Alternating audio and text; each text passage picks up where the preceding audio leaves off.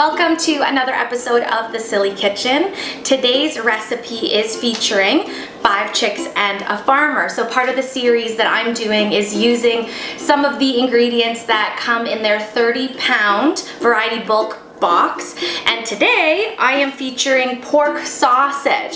So this recipe I decided to come up with today because, well, one, I'm hungry, and second, I kind of just raided the fridge and cupboards to see what I had to make something with a sausage recipe. So I came up with my version of a jambalaya. It's totally not going to be a traditional jambalaya, so whatever you think a jambalaya is, this is not going to be it. But kind of, sort of, maybe. So what I'm going to do, obviously, is use the pork sausage. I'm also raiding the fridge, so I found some green peppers. I always have onions. This time I had red onions. Corn I always have in the freezer until I run out because I buy a bunch of it and freeze it during corn season. Always have rice available, and I actually made my own chicken stock from 5 Chicks and a Farmer chicken carcasses, so I'm going to use some of that in this recipe. I've got a can of stewed tomatoes. I feel like I always have those in the house. I use them in so many recipes, and I had a little bit of leftover turkey as well, and I mean, who wants to eat turkey sandwiches all the time? So let's throw that in the jambalaya instead of chicken. If you don't have these ingredients, there's tons of different substitutions you can use, but this is kind of what I'm going with. You might also be seeing on camera here that I have some seasoning. So I am using a kind of Jamaican jerk type seasoning that I have. If you don't like spicy, you might want to choose something a little bit different, but I'm going with a little bit of heat in this one. And we're actually not including any seafood in this jambalaya. I'm actually making a recipe with 4 sausages, about 4 cups of rice, so that should feed about 4 or 5 people in your family. But the nice thing is jambalaya is an awesome leftover meal, so if you want some tomorrow or the day after, it would be perfect. And I just find seafood isn't great day or 2 after cooking it. I love it fresh, so I'm just gonna omit the seafood in this recipe as well. So let's get started. Step 1, cook your sausage. So I already put it in the pan because all I'm gonna do is walk it over to the stovetop. Medium-high heat. You wanna get that skin on the sausage nice and crispy, but because it is raw sausage, you wanna cook this before you start cooking anything else. And then we're gonna slice it up for the jambalaya, because trust me, if you do it beforehand, you're just gonna have big chunks of sausage in your jambalaya instead of nice clean cuts, which is okay either way. It's all going to the same place, but I'm choosing to cook this first. So let's go throw this on the stovetop. So I've got my sausages on the stovetop, medium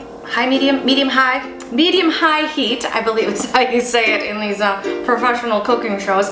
Anyway, at this time, while that would be on the stovetop, this is where I would chop up my vegetables, but you know, I did a little preparation and I cut them and cleaned them ahead of time. So I thought I would take this opportunity while they're cooking just to say, check out 5 Chicks and a Farmer, because I absolutely love their products, and we're doing this collaboration where I am featuring their 30-pound variety bulk box. So I'm linking them in the description here, all their social media as well. Go give them some love and check them out. Read up about kind of what the differences are with the way that they raise their animals and the meat quality that they have. So I'm gonna wait for those sausages to finish cooking, give them a couple flips, and then we will go from there.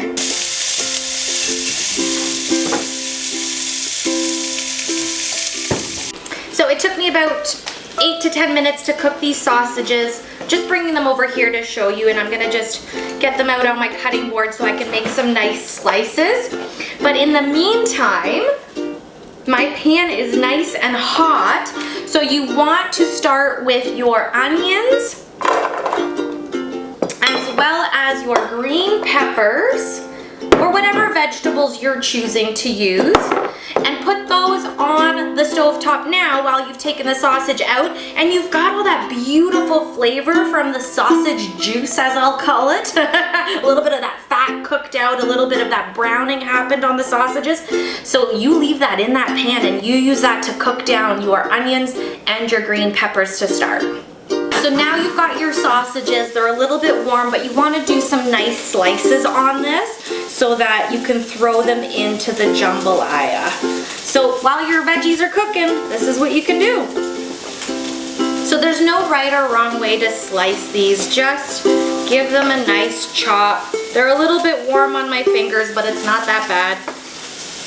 And you want nice chunks so that when it's in with the rice and the veggies, you can really taste all that sausage. So I'm just gonna cut them up here on my board, wait for my veggies to cook out, and then we will keep going and add the next ingredients. I have let my veggies cook down a bit, not all the way because they're still gonna cook throughout the entire recipe. So I've just gotten them nice and kind of halfway to the soft point, and I wanna go ahead and cook my rice now. So I did about 4 cups of rice because this is gonna feed probably 4 or 5 people. So pour in your rice, but you need liquid. So remember that stock that I made? Oh, let me just open it properly. Okay. And you don't need all of it, you just need a bit. Oh God, I love that sound. So pour in, I'm gonna use about half of my jar for stock because we want the rice to soak up all that moisture and all that flavor.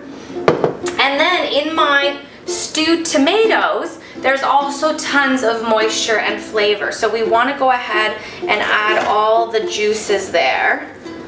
And remember, you're on about medium to medium high heat. So now that we're adding cold stock and cold tomatoes, it's gonna take a little bit of time to bring that back up to temperature. So right now it kind of sizzled and cooled down. Give it a good mix just so the flavors get in there.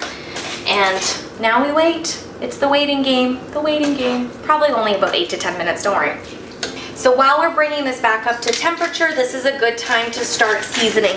Always a little bit of S&P in every recipe. I love salt and pepper. It always kind of fuses all the flavors together.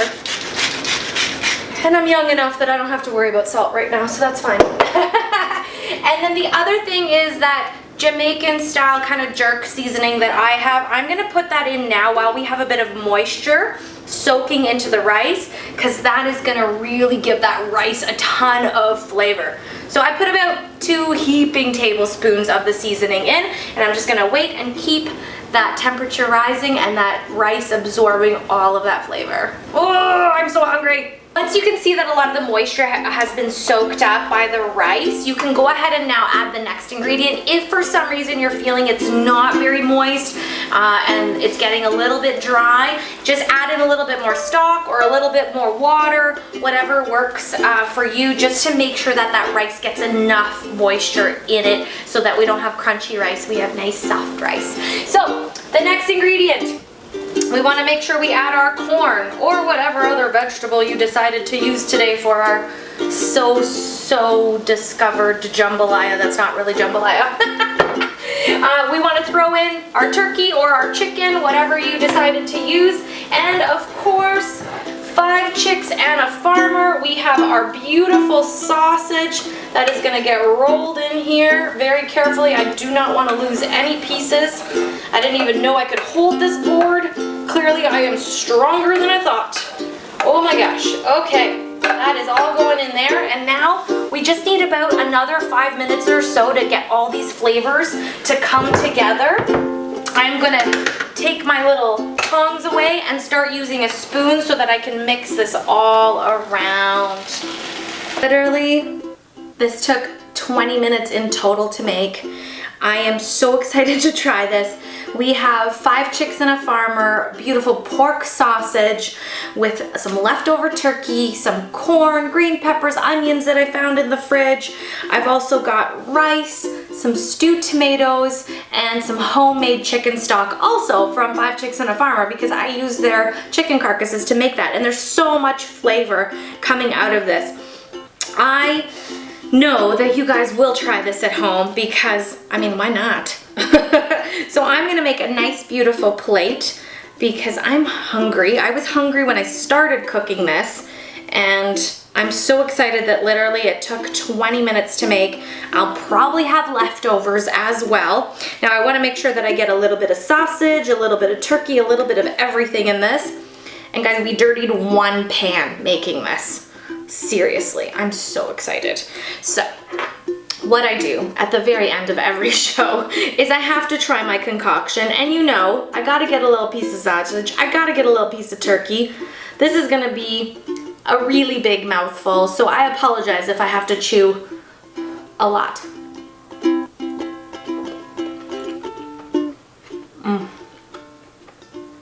Oh my God. I love food. It's spicy, it's sweet from the corn, it has so much depth and beautiful flavor from all the layers that we put into it.